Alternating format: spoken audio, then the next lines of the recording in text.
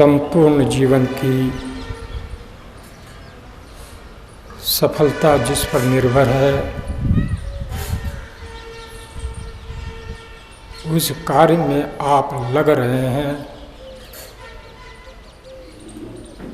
दोनों ओर गहरी खाई है, पगडंडी अत्यंत सकरी है। बढ़ना अनिवार्य है। स्थिति समझ लें और वहाँ चलने में जैसे सावधान रहते हैं, ऐसे संसार में विचरण करते हुए सावधान रहें। इस काल में विशेष सावधान रहें।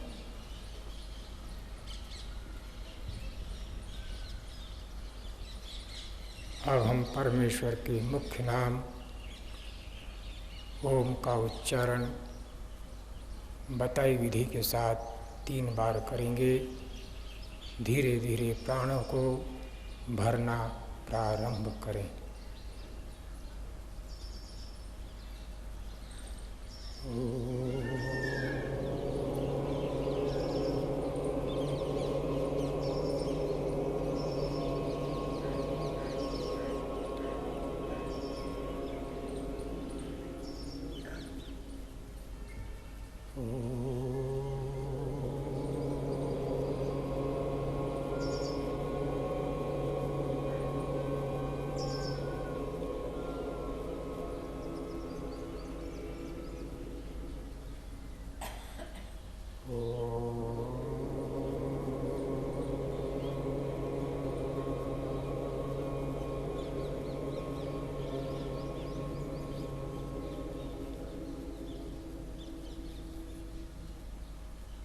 अभ्यास छोड़ दें, सहज सामान्य स्थिति में आ जाएं।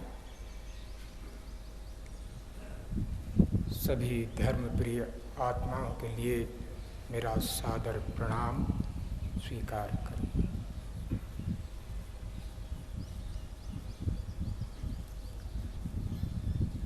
अभी तक जितनी कमाई आपने की है, उस सब को रखा ही होगा। यहाँ न रख पाए हों तो अवश्य रख लेना।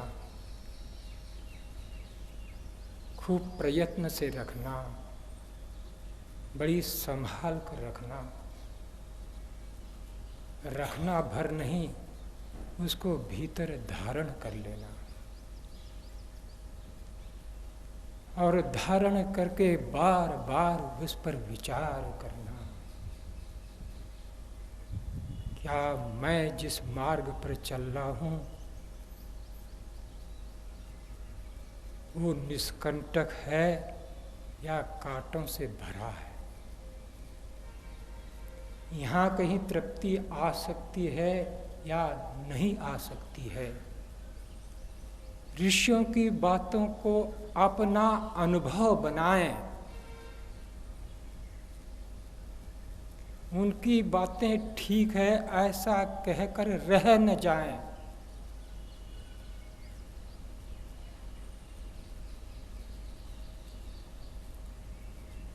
आप इस शरीर में इसके अंग अंग को चाहते हो। आपके कोई बाल खींचे तो हाथ नहीं लगाने देते हो। आपकी कोई टांग खींचे तो हाथ नहीं लगाने देते हो। कोई हाथ खींचे तो हाथ उसका छुड़ाने का यत्न करते हो। परंतु कोई व्यक्ति आपका नाक बंद करने लगे तो पूरे सामर्थ्य से सब कुछ स्वाहा करके भी नहीं मानो।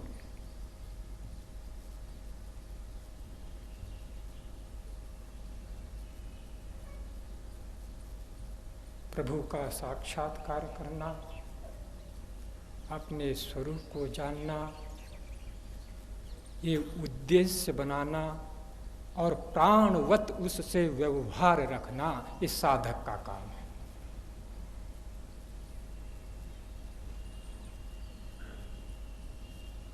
आपको सभी को साधक गण संबोधित किया जाता है।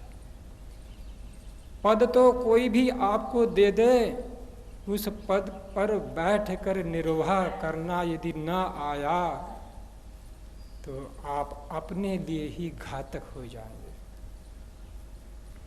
बहुत ही भारी शब्द है साधक, ऐसा सामान्य शब्द नहीं है जो आपके लिए संबोधित किया जाता है और आप प्रसन्नता से उसको ग्रहण करते हो। साधक तो सभी हैं और एक की ही साधना कर रहे हैं, सुख की और दुख हटाने की, पर वो अन्य भटके हुए हैं और आप अपने को मान रहे हो कि हम भटकाव छोड़ दिए।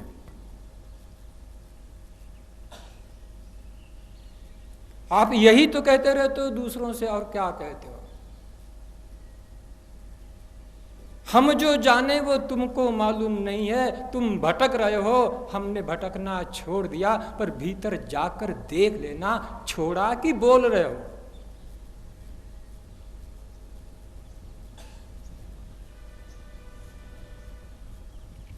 याद करो, किसी मंजिल पर चढ़ना है, आप भूमि पर हैं और 8 सीढ़ियां हैं।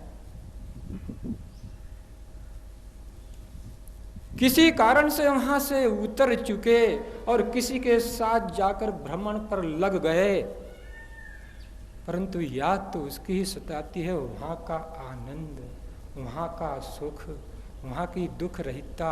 अरे कहीं नहीं मिल रही, कहां मैं इसके साथ भटक गया। एक मित्र ने छोड़ा, दूसरा मित्र मिल गया, अरे चल थोड़ा और घूम लेते हैं। उसने छोड़ा, तीसरा मिल गया, थोड़ा और घूम लेते हैं। ये जन्म जन्मांतर आप ही ले रहे हो और अपने ही मित्र आप बने हुए हो, अपने ही शत्रु आप बने हुए हो। कोई और आपका मित्र नहीं है, कोई और आपका शत्रु कभी पैदा नहीं होगा।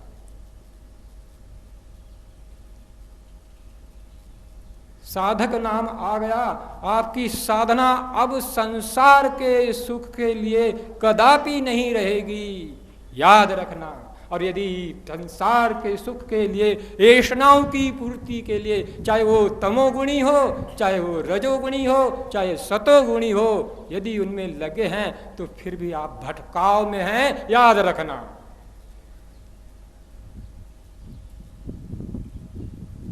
दर्पण तो दिया जा सकता है, देखना आपका काम है। दर्पण को उल्टा रखकर पेटी में रखे रहो तो क्या काम का है।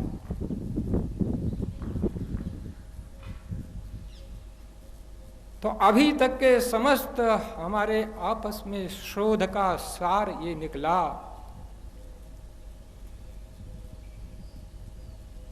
परमात्मा मुझ में है और मैं परमात्मा में हूं। परमात्मा आनंद स्वरूप है और मैं आनंद का प्यासा हूं।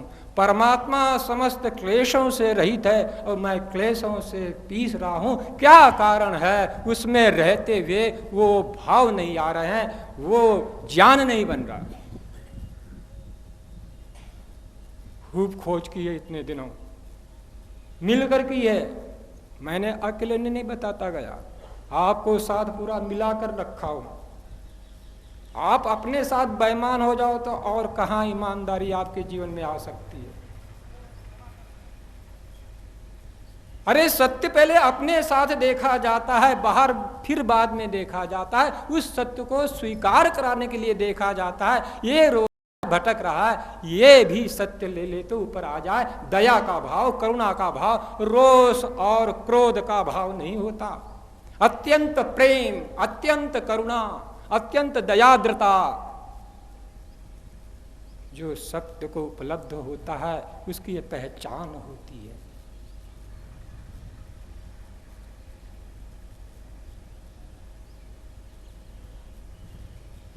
तो सत्य का प्रयोग अपने से करना, धर्म का प्रयोग अपने पे करना, ईश्वर उपासना का प्रयोग अपने पे करना। बखान मत किया करो अधिक, बहुत समय लगा दिया बखान करने में, बताने में। अरे आप ही भटक रहे हो, शब्दों से बोल रहे हो, कोई भीतर स्वाद नहीं है, क्या करोगे?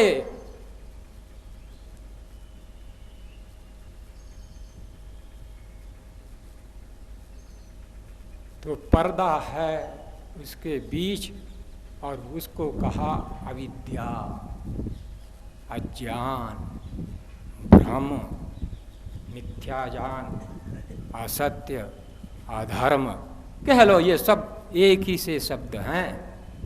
एक को भी पकड़ोगे तो वही काम करोगे। और इसका इलाज भी एक ही है, इसकी चिकित्सा भी एक ही है, दो है ही नहीं। यदि अविद्या को परास्त करना है तो विद्या को धारण करना पड़ेगा। यदि असत्य को परास्त करना है तो सत्य धारण करना पड़ेगा। यदि अधर्म को परास्त करना है तो धर्म धारण करना पड़ेगा। किसे? आपको। मुक्ति की बात आप कहते हो, दयानंद की बात आप कहते हो, वेदों की बात आप कहते हो, और आप अपने पद पर ना चलो तो क्यों विश्वास करें दूसरा आप पर?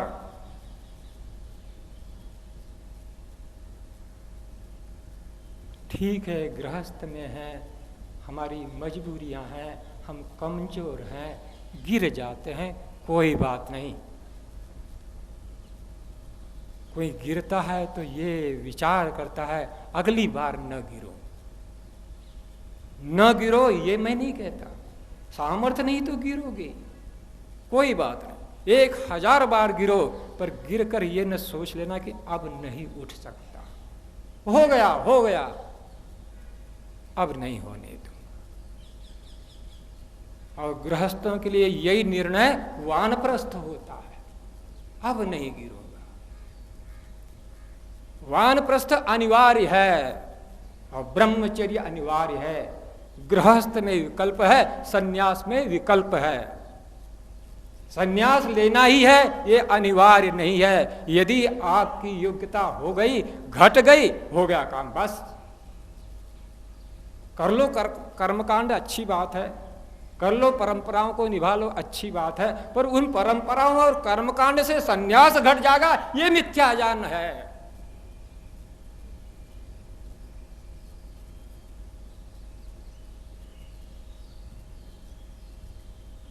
ब्रह्मचर्य में खूब पढ़ा, जो अभी आपको पढ़ाया, विद्यार्थी खूब पढ़ते हैं। अभी एक विद्यार्थी दिल्ली चला गया, बहुत अच्छा लगा मुझे, थोड़ा सा मेरे पास आकर साधना को सीखना चाहता था। मैंने योग्यता पूछी, मुझे मालूम हो गया कि इसको ऐसी साधना नहीं बताई जा सकती। थोड़ी ही बातों में जाते समय कल आया, आचार्य जी उतने देर के आपके साथ के कारण अब तो बहुत घबराहट हो रही है। मैंने दर्पण दे दिया, बेटा देख लेना इसे,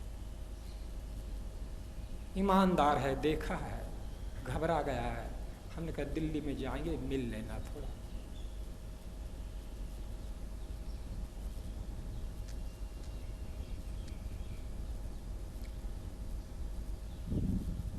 तो अविद्या का नाश विद्या से होता है, ये सुस्पष्ट हो गया।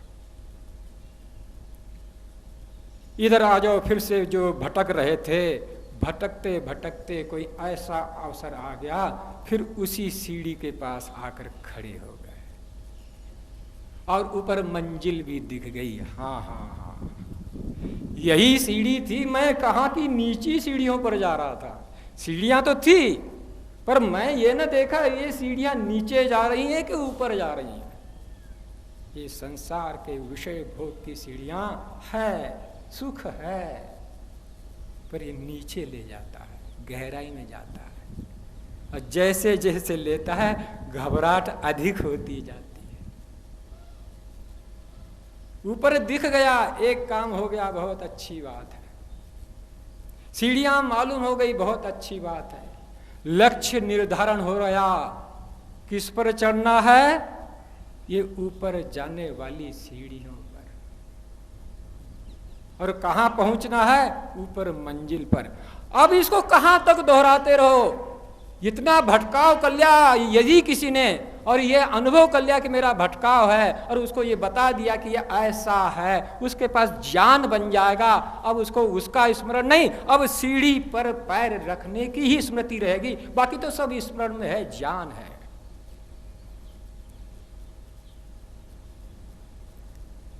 एक एक सीढ़ी संभल कर जाएगा।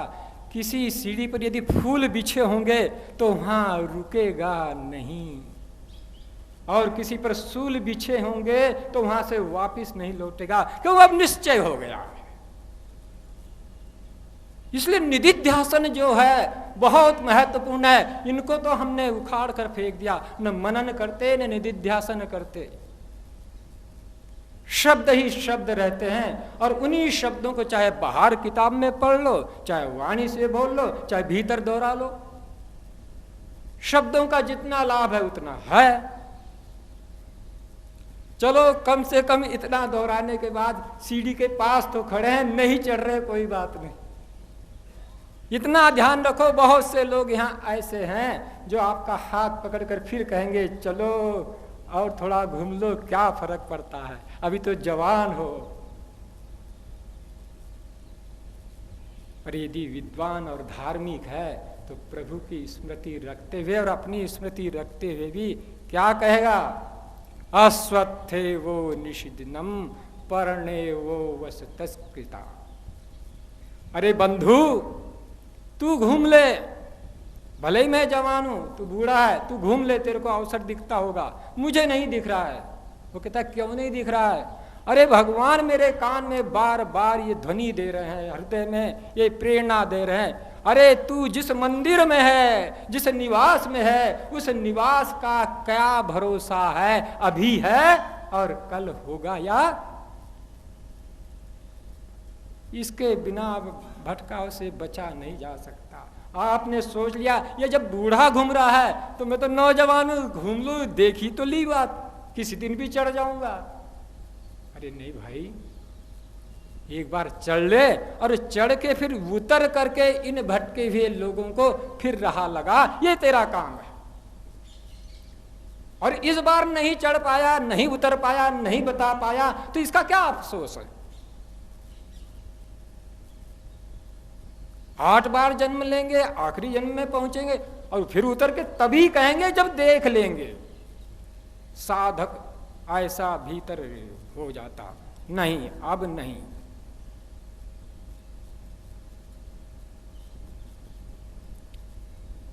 अब वो कौन सी 8 सीढ़ियां हैं? वो अविद्या क्या है, वो विद्या क्या है, ये सब सुन लिया, तो प्राप्त कैसे करें हमें तो विधान नहीं दिख रहा है। तो पतंजलि कहते हैं घबराओ मत, प्रत्येक के लिए जो करने योग्य है ऐसा उपाय बताता हूं, चाहे पढ़ा हुआ हो चाहे न पढ़ा हुआ, धार्मिक भर हो और धार्मिक विद्वान का संग मिल जाए तो आपकी यात्रा नहीं रुक सकती। हाँ, धार्मिक हो और अविद्वान का संग मिल जाए, अविद्वान से तात्पर्य धार्मिक नहीं है, वो सिर्फ विद्वान का संग मिल जाए तो फिर आप भटकाव से बच नहीं सकते। इसलिए दयानंद ने बार बार कहा धार्मिक सब कोई बन सकते हैं, विद्वान सब कोई नहीं बन सकते। एक दरवाजा ऐसा है जो सबके लिए खुला है, और उस दरवाजे में से जो निकल सकता है वो वहां पहुंच सकता है, और कोई आवश्यकता विशेष नहीं वहां है। हाँ, पर विद्वान है और धार्मिक नहीं है तो अपना भी नाश करता है और दूसरों का भी करता है, उसी अविद्या के जाल के कारण। उसको भी बुरा मत कहो, याद रखना उसके ऊपर खराब दृष्टि न लाना। भूला ही हुआ है, और भूले हुए के साथ एक व्यक्ति अंधा है, आपको भगवान ने आंख दे दी और वो सामने से आ रहा है, तो बचना आपको है कि अंधे को बचना है? हैं जी? आंख है, तुमको बचना है। उसको दिखता तो काहे को आपको टक्कर मारता, फिर भी सामने खड़े हो जाते हो और टक्कर मारता। अंधे, ऐसा मत कर देना। ये उल्टा काम बहुत दिनों से हम करते आ रहे हैं। विद्वान है, नहीं धार्मिक है, बनाएंगे धार्मिक। यदि तुम विद्वान भी हो, धार्मिक भी हो, सीढ़ियां चढ़कर उतर आए हो, किसी के साथ घृणा नहीं होती, किसी के साथ वैर नहीं होता, किसी के साथ दुर्भाव नहीं होता। सिर्फ उसको ये देखता है कोई कैसा बीमार है, उसके पास जो सामने आया दौड़ के सेवा के लिए जाता है, किसी को ठुकरा ही नहीं सकता। और ठुकराता है तो समझ लो अभी सीढ़ियों पर चढ़ा हुआ नहीं है, बीच कहीं से काम कर रहा है।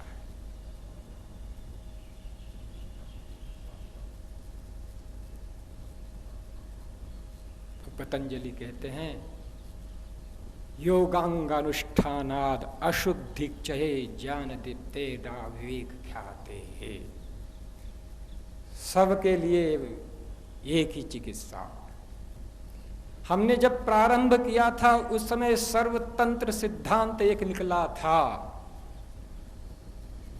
इस भूमंडल पर जितने भी जीव हैं सभी सुख चाहते हैं, दुख कोई भी नहीं चाहता, पर वे अपनी कामना को पूरा नहीं कर सकते।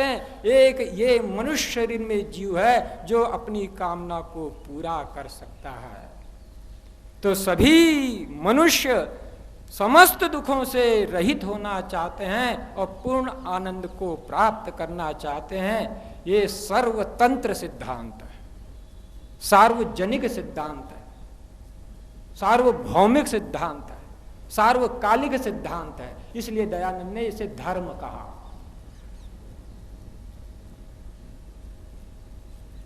जब सबका रोग एक ही, तो उसकी चिकित्सा भी एक ही होगी या नहीं होगी? अब आएगा, आपकी बारी आ गई थोड़ी सी। आप सबको एक ही रोग है तो उसकी औषधि भी एक ही होगी या नहीं होगी? देख लो, शीत है, आप सबको लग रही है सामान्य, ज्यादा उठा पटक न करना कि मलेरिया की शीत है, फलाना है, ऐसे करने जाओगे तो कुछ न पाओगे। शीत है तो सभी को अग्नि चाहिए कि नहीं चाहिए? सभी बोलो प्रेम से। सबको शीत है तो अग्नि सबको चाहिए कि किसी को नहीं चाहिए? किसी को चाहिए, सबको चाहिए। ये योग सर्वतंत्र चीज है, सार्वभौमिक चीज है, सार्वकालिक चीज है, सार्वजनिक चीज है, सभी परिस्थितियों में सबको अपनाने योग्य है। ऐसा धर्म तो वेद ही देता है, ऐसा धर्म तो ऋषि ही देते हैं, ऐसा धर्म तो दयानंद ही दे गया। वो कहते वो कौन सा योग जिसका अनुष्ठान आप कहते हो? जिज्ञासु भी पूरा पूरा है, पूछता है वो कौन सा योग? सिर्फ योग कहने से तो मेरी समझ में नहीं आई, और आज तो योग कहने से बिल्कुल समझ बदल गई। पतंजलि कहते हैं यम नियम आसन प्राणायाम प्रत्याहार धारणा ध्यान समाधि अष्टवंगानी, ये 8 अंगों वाला योग। अरे गौतम बुद्ध ने कहा, उसके मानने वाले बिगड़ गए। उसने कहा अष्टांगिक आर्य धर्म। कोई जिज्ञासा करे तो पढ़ लेना, मुझे तो पूरा योग ही लगा उसमें, जो 8 अंग हैं 8 के 8 अंग उसमें समाहित है। वो न करे उनकी बात है। और वो विधान काहे के लिए दिया? तत्व ज्ञान करने के लिए। और उस तत्व ज्ञान को उसने संज्ञा दे दी बुद्ध। लोगों ने उस शरीर को पकड़ लिया, भूल तो दूसरों की हो गई। न बोध को प्राप्त करो, और बोध को प्राप्त करने की 8 सीढ़ियां हैं। अष्टांगिक आर्य धर्म, आर्य कहा सर्वोत्कृष्ट। उस समय तक आर्य शब्द इतना था, उसकी महत्ता इतनी थी कि जब भी कोई सर्वोत्कृष्ट बात कहनी हो तो उसके साथ आर्य लगा दो। अरे क्वालिफिकेशन लिया नहीं, अपने साथ कलेक्टर लगा लिया तो क्या मिलेगा आपको? अरे कोई लगा दे, ये कोई टाइटल थोड़ी होता है आर्य। आज तो आर्य शब्द से उल्टा ही प्रभाव है संसार में, आप भले ही कुछ मानते रहो।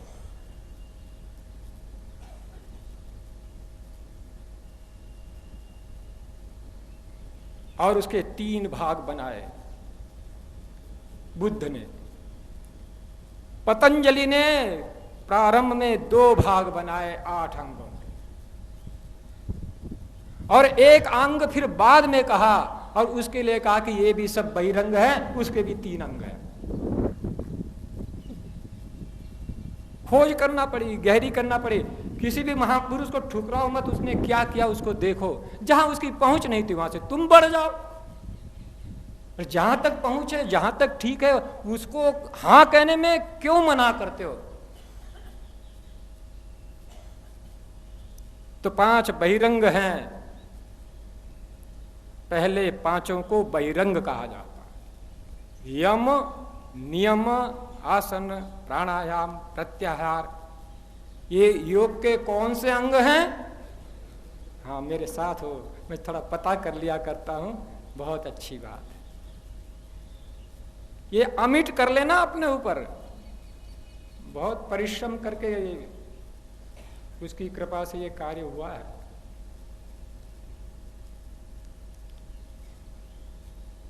उसमें से फिर 2 भाग कर दिए उसने, एक यम नियम वाला भाग और एक आसन प्राणायाम प्रत्याहार। और यम नियम का अभ्यास कब करना पड़ता है? व्यवहार काल में। कब करना होता है? इसको भूलना ही नहीं कभी नहीं तो योग टूट जाएगा, योग छूट जाएगा, अखंड नहीं रहेगा, और अखंड नहीं रहेगा तो उसकी कोई कीमत भी नहीं रहेगी। ये सिर को हटा दो और पूरे को लेकर घूमते रहो, क्या मिलेगी? सड़ांध। अब मैं थोड़ी कहता हूं, ऋषि लोग कह रहे हैं, मुझे लगा है ऐसा, इसलिए मैं भी बता रहा हूं। उनका यम नियमों का पालन करो व्यवहार काल में। तो गिन लो व्यवहार काल कब तक है आपका? जब से जागे जब तक सोए, पूरा क्या कहलाता है? बुलाओ, योग भंग हुआ कि रहा? आप लोगों ने, हमने बहुतों को देख लिया, अच्छे साधकों को, वो घंटा भर 2 घंटा बैठते हैं और अपने आप को कहते हैं मैं उपासक हूं, मैं साधक हूं, रोज करता हूं, 1 घंटा योग में लगाता हूं, और बाकी के घंटे काहे में लगाते हो? अरे भाई, ऐसा भूल मत करो, इतने अच्छे हो, सब जीवन के एक एक क्षण को योग में लगाना पड़ेगा। कहा ऋषियों ने, हमारे पास वो शब्द, क्योंकि हमारे पास भीतर वो गहराई नहीं, शब्द भर हैं, हम उसमें डूबे नहीं तो वो हीरे मोती हाथ कहां आते? अभ्यास के लिए कहा ऋषि ने, सतु दीर्घकाल नैरंतर्य, और नैरंतर्य का मतलब यह प्रतिदिन। आप इतना समझ गए, छोटा सा, प्रतिदिन नहीं, प्रत्येक क्षण।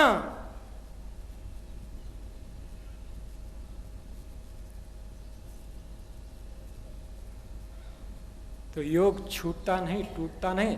और याद करना, कोई छूटेगा नहीं, भय न कर लेना। हम बड़े भोले भाले हो गए हैं, कुछ भी नहीं छूटता है, सब कुछ मिलता है। नहीं तो मिला हुआ भी सब कुछ छूटता ही है, कुछ भी आपके साथ नहीं रहता।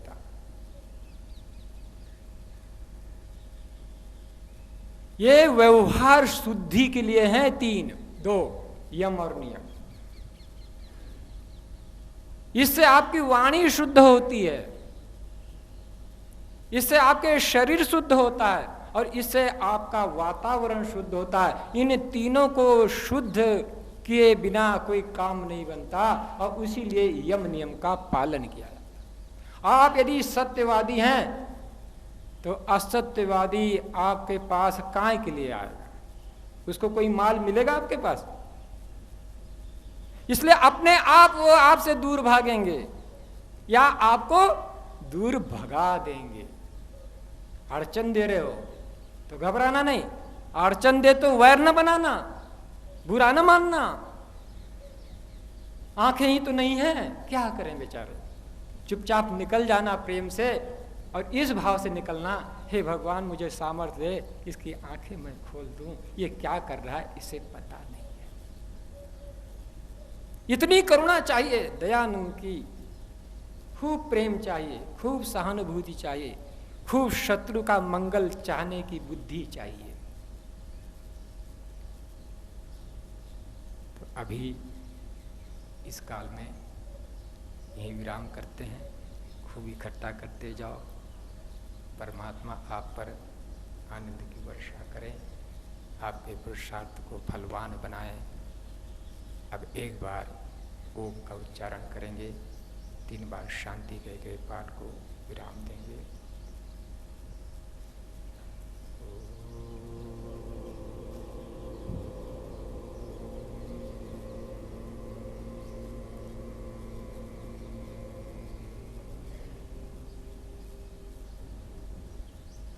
शांति।